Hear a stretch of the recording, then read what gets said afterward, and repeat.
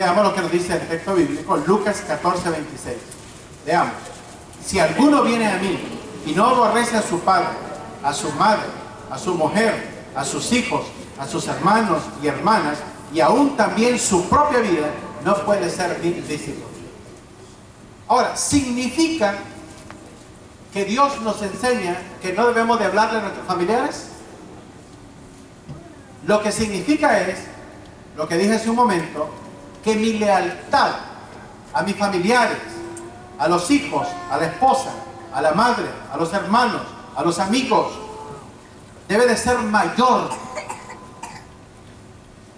a Cristo Jesús que la lealtad que nosotros tenemos para cosas, para actividades o para personas. Cristo debe de ser en primer lugar. Hay personas que llegan familiares el día domingo y ¿qué hacen? ¿Se quedan con ellos en la casa haciéndole carne asada? No, usted, si es la hora de ir a la iglesia y sus familiares le caen a las 9 de la mañana, que ya se está preparando para la iglesia, usted le deja alguna cosita ahí, mire, aquí está el refrigerador, hagan lo que ustedes quieran, nosotros tenemos que ir a la iglesia. Si gustan acompañarnos, o si no, regresamos dentro de 3 horas. Y si el predicador está muy fogoso, entre 4. Pero tenemos que darle a entender a nuestros familiares que Cristo es en primer lugar, amados.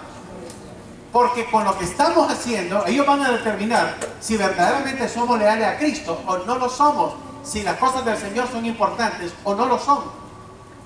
Y no lo tenemos que hacer para impresionar a nadie, lo tenemos que hacer porque es una realidad de nuestra vida. ¿Cuántos dicen amén? Amén. Cristo, en primer lugar. El seguir a Jesús entonces tiene un costo que debemos de analizar cuidadosamente. Veamos lo que dice Lucas capítulo 14, verso 28 y verso 29. Lucas 14, versos 28 y 29. Leamos. ¿Quién de vosotros, queriendo edificar una torre, no se sienta primero y calcula los gastos, a ver si tiene lo que necesita para acabarla? Y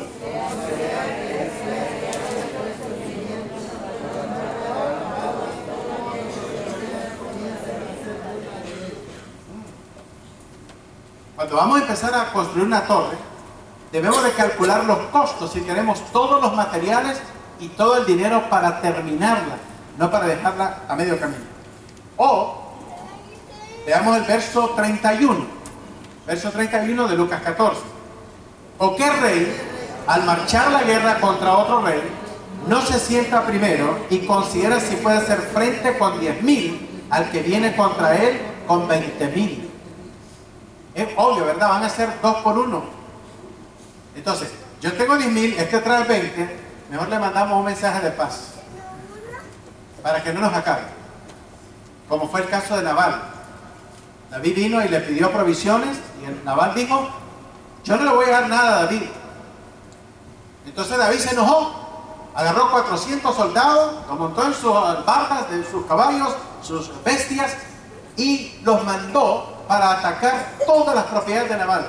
Intentaba matarle a cada uno de sus siervos, cada una de sus vacas, sus bueyes, camellos, cada una de sus posesiones, incluyendo a Nabal.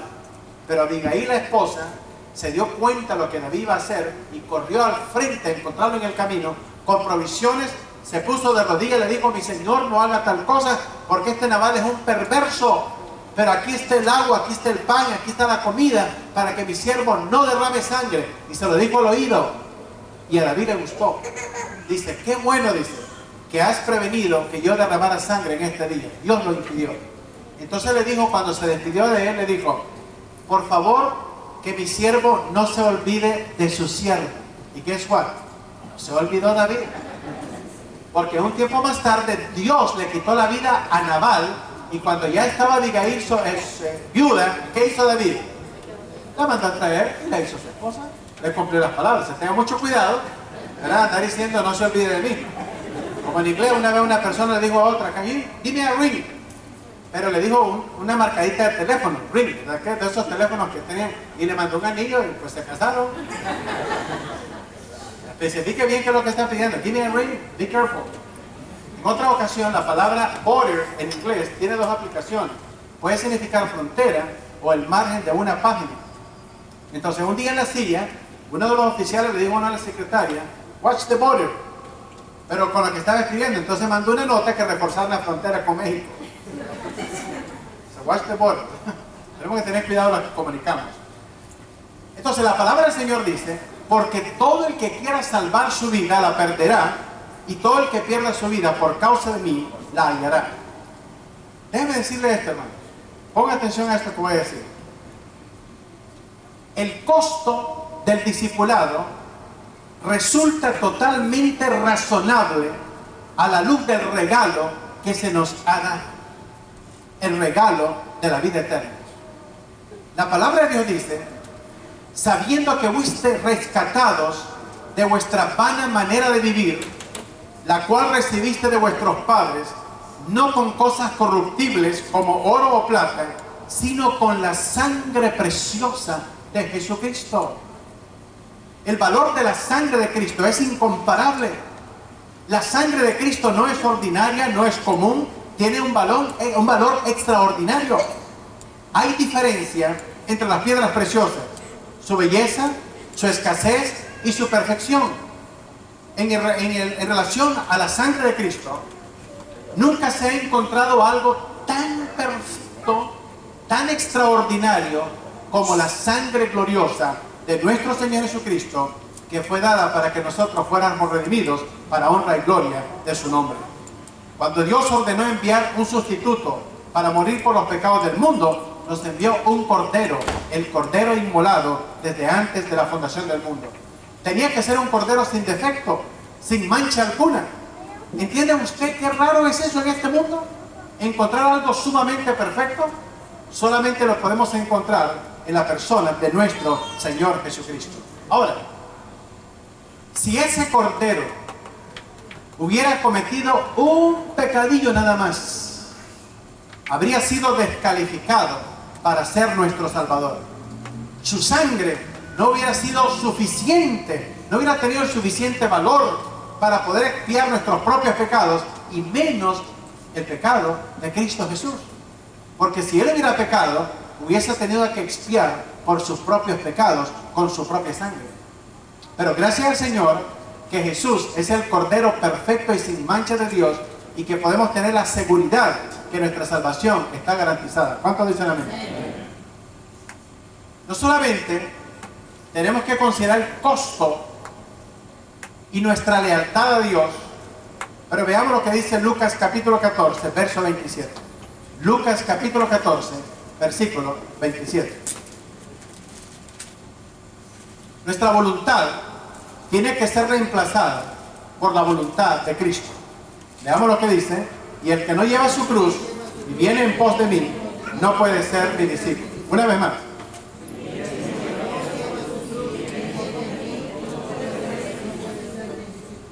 Algunas veces he visto por la Atlanta Highway en tiempo de Semana Santa personas cargando una cruz aquí en su hombro. Y ahí van. Dice que andan cargando la cruz por los inmigrantes. That doesn't mean anything. La cruz es un instrumento de tortura, un instrumento de muerte. Algunas personas cargan unas cruces y usted lo que lleva es un instrumento de muerte en su mano. No, pero es que esta es la cruz de Cristo. La cruz fue inventada por los romanos y era un medio de crucifixión y de juicio para los criminales peores. Vean ustedes cómo era el asunto en el Imperio Romano, las leyes cómo eran. ¿Qué personas estaban crucificadas con Cristo Jesús? Pero malhechores son, significa ladrones. Eran ladrones. ¿Ve usted cómo era estricto el sistema de leyes del Imperio Romano? Por robo, ¿dónde iba a parar la gente?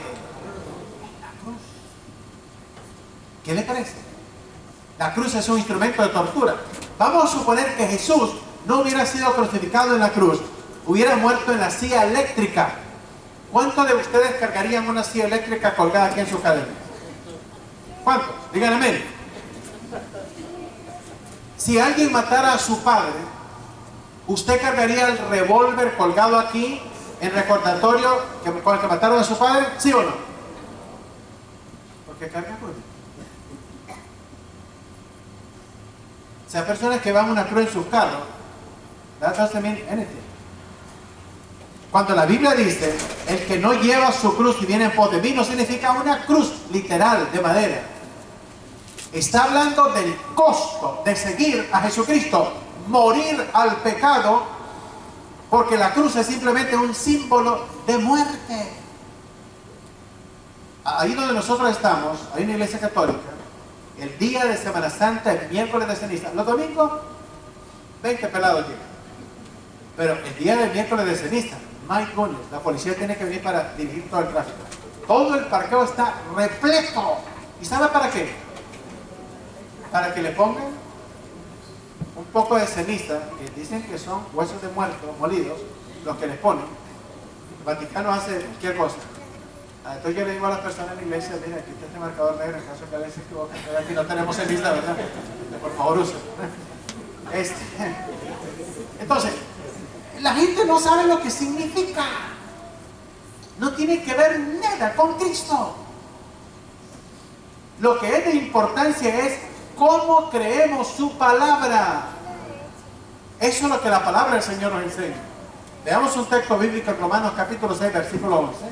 Romanos capítulo 6, verso 11. El cristiano debe de morir mentalmente y activamente al pecado. Romanos capítulo 6, versículo 11. Ok, leamos todos. Así también vosotros, considerados muertos al pecado, pero vivos para Dios en Cristo Jesús, Señor nuestro. Eso es lo que la palabra del Señor nos enseña. No solamente tenemos que tener una lealtad mayor sobre todas las cosas y entender el costo del discipulado, y nuestra voluntad debe estar rendida a Jesucristo, pero también nuestras posesiones. Ahora, ¿es malo que el cristiano tenga bienes? De ninguna manera, amados. Salomón era inmensamente rico, Abraham era rico, Jacob era rico. Dios no está en contra de la riqueza. El problema es cuando esa riqueza no está rendida al servicio de Dios. Cuando estas riquezas son, nuestra lealtad es mayor a la riqueza que a las cosas de Dios.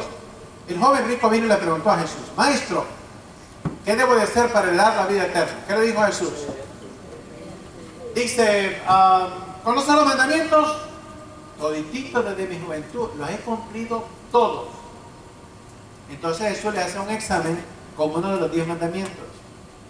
Dice, entonces anda, vende todo lo que tienes, dalo a los pobres y sigue. ¿Y qué le dijo? ¿Are you crazy? Jesús, estás loquito. ¿Cómo me voy a desprender de todo esto? Y se fue triste. ¿Qué dio a entender? Estaba violando el primer mandamiento. ¿Cuál es el primer mandamiento? Amarás al Señor tu Dios con todo tu corazón, con toda tu mente, bla, bla, bla, bla, y luego no tendrás dioses ajenos delante de mí. Y las riquezas se pueden convertir en un Dios ajeno, en lugar de Dios, de Jesucristo, cuando nuestra lealtad es mayor a esto que a las cosas del Señor. Entonces, no hay ningún problema que tengamos bienes.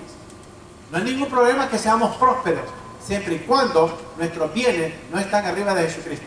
Ese es el problema. La Biblia dice, buscar primeramente el reino de Dios y su justicia, y las demás cosas vendrán por añadiduras. Veamos Lucas 14:33, vamos a terminar en 5 minutos. Lucas 14:33.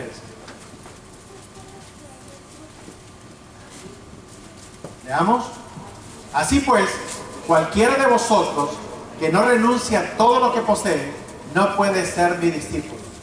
Ahora, ¿le dijo Jesús que se quedara en la calle el joven rico? No, quería saber dónde estaba su corazón. Estaba en su riqueza. Podemos compartir a otras personas, pero estudiamos en finanzas que primeramente son los diezmos, los impuestos, luego el pago de deudas, inversiones, ahorros, cumplir con nuestras necesidades familiares, y luego el excedente, si tenemos, ayudarle a otras personas. Eso es lo que enseña la palabra del Señor. Dice, cualquiera de vosotros que no renuncie a todo lo que posee, no puede ser mi discípulo. En otras palabras, nuestro corazón, nuestra mente, nuestros ojos, nuestros oídos, nuestras manos, nuestros pies, nuestra boca deben estar rendidos a Jesucristo. Nuestras energías, nuestro trabajo, nuestras posesiones deben estar consagradas al Señor. En una ocasión, en una reunión internacional de jóvenes, en la ciudad de Nueva York, un joven americano le preguntó a una muchacha de cultura burma que cuál era la creencia religiosa de la mayoría de las personas en Burma. La joven le informó que era el budismo. El americano dijo, bueno, eso no importa mucho, porque todas las religiones son iguales. La joven respondió, mirando directamente al joven, y le dijo, si hubieras vivido en mi país, no estaría diciendo eso. Yo he visto lo que siglos de superstición, temor e indiferencia a los problemas sociales han hecho en la vida del pueblo de Burma. Nosotros necesitamos la verdad y el mensaje del Evangelio. Cuando me hice cristiana, me costó algo. Si tu religión te hubiera costado un poco más, estarías más al tanto de su superioridad. Y dijo la muchacha, mi país necesita a Jesucristo. En el camino del Evangelio y el crecimiento espiritual, oiga lo que le voy a decir, no hay espacio para seguidores superficiales y no comprometidos.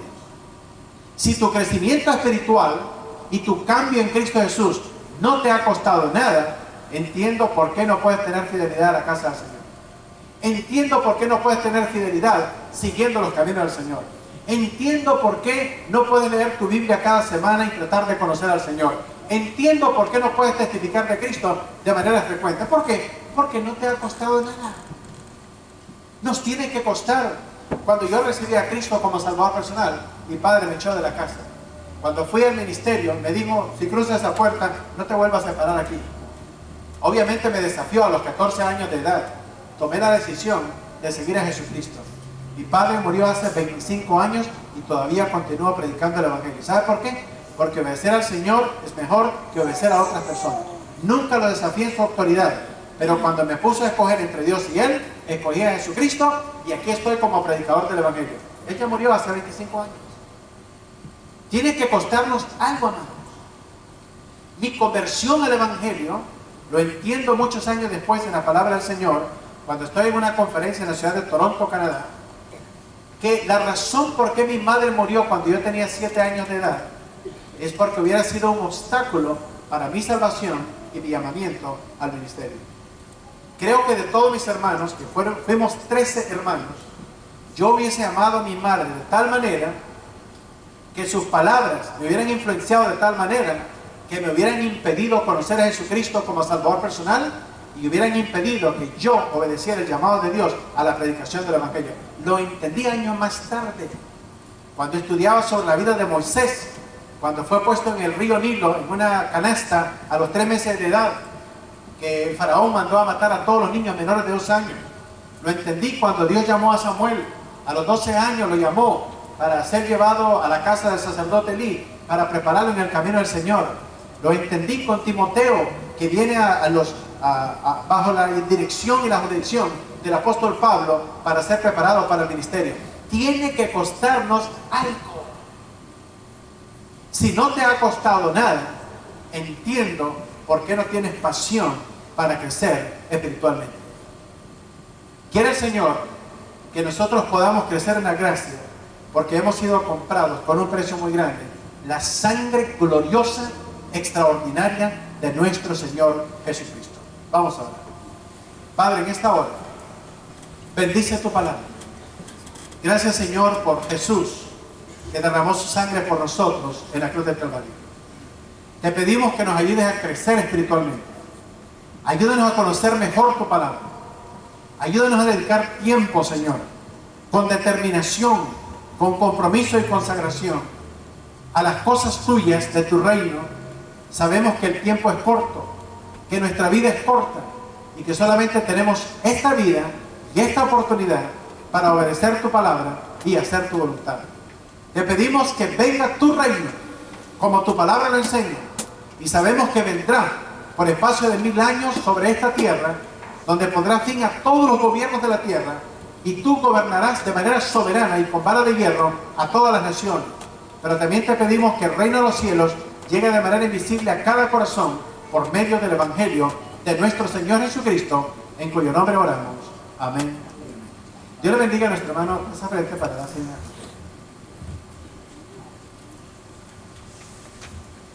Bueno, hermanos, estamos despedidos. Le recordamos que el miércoles tenemos nuestro culto a las 7 para que puedan estar aquí y acompañarnos, los jóvenes, a misioneros, niñas en acción, a cada departamento que tiene una actividad entre esos días. Dios le bendiga. Están despedidos.